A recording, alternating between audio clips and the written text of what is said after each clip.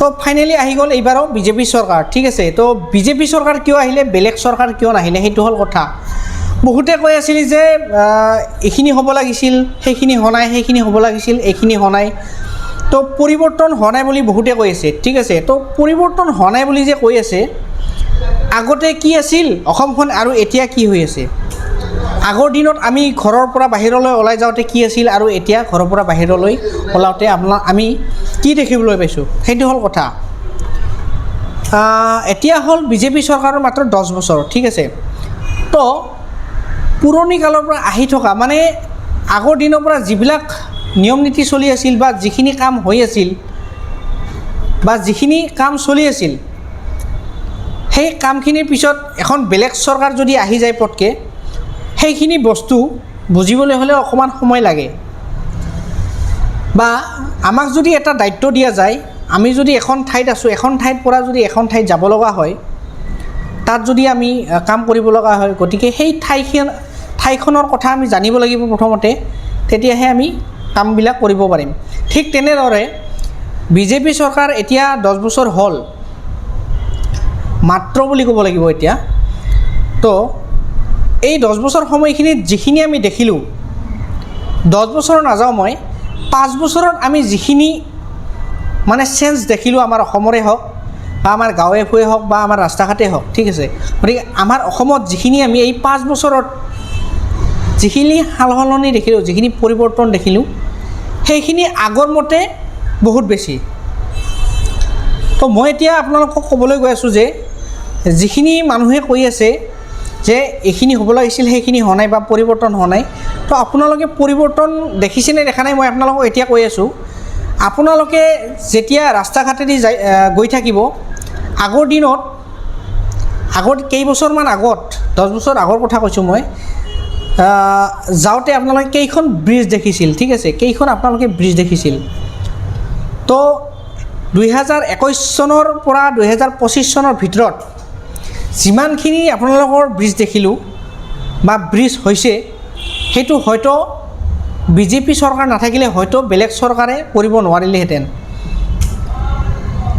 লগতে আমাৰ হেমন্ত বিশ্ব শৰ্মা ডাঙৰীয়া, ঠিক আছে, ডক্টৰ হেমন্ত বিশ্ব শৰ্মা ডাঙৰীয়া আমাৰ হ'ল মামা। এওঁ ৰাজনীতিত বহু পুৰণি এজন ব্যক্তি বা ৰাজনীতিৰ বিষয়ে তেওঁ বহুখিনি নলেজ আছে। সেই নলেজৰ ভিতৰত, সেই নলেজৰ দ্বাৰা তেওঁ যিখিনি কাম কৰিছে আৰু যিখিনি দ্ৰুতগতিত আমাৰ যিবিলাক ব্ৰিজেই হওক বা গাঁও ভূঞে যিখিনি আপোনালোকৰ ৰাস্তা ঘাট আছে, যিখিনি স্পীডত কামবিলাক হৈছে, সেইখিনি স্পীডত বেলেগ চৰকাৰ আহিলে কি হ'ল হয়, 5 বছৰৰ ঠাইত তেওঁলোকে কি কৰিলে হয়, 15 বছৰ বা 20 বছৰ লগালে হয়। এইটো হ'ল প্ৰডাক্টিভিটি। প্ৰডাক্টিভিটি মানে হ'ল কি? প্ৰডাক্টিভিটি মানে হ'ল, ধৰি লওক দুজন ব্যক্তিক এটা কামে কৰিবলৈ দিয়া হৈছে একে সময়ত, ঠিক আছে।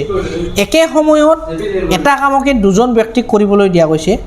এজন ব্যক্তিয়ে কিন্তু 10 ঘণ্টা লগাব আৰু এজন ব্যক্তিয়ে 1 ঘণ্টাত কৰি দিব। সেইটো হ'ল প্ৰডাক্টিভিটি। গতিকে সেইটো হৈছে আমাৰ মামা, ঠিক আছে।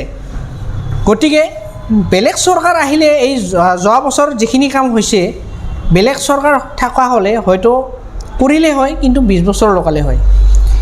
কিন্তু যিখিনি কাম এই 2021 চনৰ পৰা 2025 চনৰ ভিতৰত কৰিছে, 5 বছৰৰ ভিতৰত কৰিছে, সেইখিনি মোৰ মতে বহুত। কাৰণ এখন ব্ৰিজ বনাবলৈ হ'লে বহু সময় বা 5 বছৰলৈকে কিছুমানে সময় লয়, কিন্তু 21 চনৰ পৰা 25 চনৰ ভিতৰত যিমানখিনি ব্ৰিজ বনাইছে, কিছুমানটো আপোনালোকৰ 6 মাহতে এখন ব্ৰিজ কমপ্লিট হৈ গৈছে আৰু কিছুমান ব্ৰিজ 1 বছৰৰ পৰা 1.5 বছৰৰ ভিতৰত কমপ্লিট হৈ গৈছে। এইটো সম্পূৰ্ণ অসম্ভৱ। এই অসম্ভৱক সম্ভৱ কৰিছে আমাৰ ডক্টৰ হিমন্ত বিশ্ব শৰ্মা ডাঙৰীয়াই। তো কথাটো হ'ল, যিসকল ব্যক্তিয়ে কৈ আছিল যে উন্নতি হোৱা নাই বা পৰিৱৰ্তন দেখা নাই, আপোনালোকে এবাৰ ৰাস্তা ঘাটে ওলাব, গাঁৱত একবাৰ গৈ চাব। আগৰ দিনত গাঁৱৰ ৰাস্তা কেনেকুৱা আছিল। আগৰ দিনত আপোনালোকে গাঁৱৰ ৰাস্তাত শিলগুটিৰ কাৰণে আপোনালোকে চাইকেল চলালে পৰি গৈছিল। ল'ৰা ছোৱালী যিবিলাক আছে, সেই ল'ৰা ছোৱালীবিলাকে চাইকেল চলালে পৰি গৈছিল, মাথা ফাটি গৈছিল, মুৰি ফাটি আছে। তাৰপিছত এইটো দিশৰ পৰা মই ক'লোঁ, এতিয়া আপোনালোকক ক'ম যে দুখীয়া মানুহৰ যিখিনি চলিবলৈ অসুবিধা হৈ আছিল বা তেওঁলোকক কি দিছে চৰকাৰে, তো তেওঁলোকক দিছে অৰুণোদয় আঁচনি দিছে, অৰুণোদয় আঁচনি 1250 টকা কৰি দিছে, কিন্তু হয়তো এইখিনি অলপ কম হ'ব পাৰে। কিন্তু এতিয়া তেওঁ যিখিনি ভাষণ আছে বিধানসভা নিৰ্বাচনৰ আগত যিখিনি ভাষণ দিছিলে, সেই ভাষণত কৈছে যে তেওঁলোকে এইবাৰ অৰুণোদয় আঁচনিটো বৃদ্ধি কৰিব। লগতে যিখিনি বৃদ্ধ মহিলা আছে সেই বৃদ্ধ মহিলাকো তেওঁলোকে বৃদ্ধ পেঞ্চন দিয়াৰ ব্যৱস্থা কৰি দিছে। আৰু যিখিনি নিবনুৱা আছে, নিবনুৱা ল'ৰা ছোৱালীসকলকো তেওঁলোকে কি আত্মনিৰ্ভৰশীল আঁচনি দিয়াৰ ব্যৱস্থা কৰি দিছে। আত্মনিৰ্ভৰশীল আঁচনি হ'ল এজন নিবনুৱাই, এজন ল'ৰা ছোৱালীয়ে যদি, এজন ল'ৰাই বা এজন ছোৱালীয়ে যদি পঢ়া শুনা কৰি তেওঁ চাকৰি পোৱা নাই, চাকৰি বিচাৰিছে, তেওঁলোকৰ কাৰণে চৰকাৰে কি দিছে, মুখ্যমন্ত্ৰী আত্মনিৰ্ভৰশীল আঁচনি দিছে। এই আত্মনিৰ্ভৰশীল আঁচনিটো কি, প্ৰথমতে তেওঁ এপ্লাই কৰিব লাগিব, আৰু এপ্লাই কৰাৰ পিছত তেওঁ এই আঁচনিটো পাবলৈ সক্ষম হ'ব।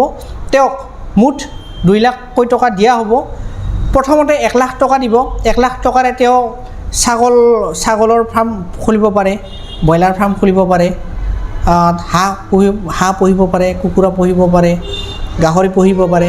গতিকে এইখিনি 1 লাখ টকা দি যদি তেওঁ স্বাৱলম্বী হ'ব পাৰে, বা তেওঁ যদি গাহৰি ফাৰ্ম এখন খুলি দেখুৱাব পাৰে চৰকাৰক, তো তাৰপিছত কি কৰে চৰকাৰে 1 লাখকৈ টকা আকৌ দিয়ে। 1 লাখ টকা চৰকাৰক ঘূৰাই দিব নালাগে, আৰু 1 লাখ টকা চৰকাৰক ঘূৰাই দিব লাগে, ঠিক আছে। আৰু এই 2 লাখকৈ টকা পোৱাৰ পিছত তেওঁ যদি আকৌ বিজনেছটো যদি তেওঁ বনাব পাৰে, তাৰপিছত আকৌ 5 লাখকৈ টকা দিয়ে। তো এইখিনি হ'ল কথা। তো এইবাৰ যিহেতু আকৌ বিজেপি চৰকাৰ আহিলে, আমি আশা কৰিম যাতে আমাৰ অসমখন আকৌ পৰিৱৰ্তন হওক, আৰু পৰিৱৰ্তন হওক। এইবিলাক আঁচনি হওক বা ছাত্ৰ ছাত্ৰী ল'ৰা ছোৱালীবিলাকক স্কলাৰশ্বিপেদিয়ে হওক, চাকৰি ক্ষেত্ৰদিয়ে হওক, বহুতো যাতে আগবাঢ়ে, এইখিনিয়ে মোৰ কথা। তো আজিৰ ভিডিঅ'টো এইখিনি আছিল। যদি ভিডিঅ'টো ভাল লাগিল তেনেহ'লে লাইক কৰি দিব, আৰু যদি চেনেলটোলৈ প্ৰথমবাৰৰ কাৰণে আহিছে তেনেহ'লে মোৰ চেনেলটো আপোনালোকে ছাবস্ক্ৰাইব কৰিবলৈ নাপাহৰিব, কাৰণ এনেকুৱা ধৰণৰ ইম্পৰ্টেণ্ট আৰু ইনফৰ্মেটিভ ভিডিঅ' মই আপোনালোকৰ কাৰণে সদায় লৈ আহোঁ। আজিলৈ ধন্যবাদ।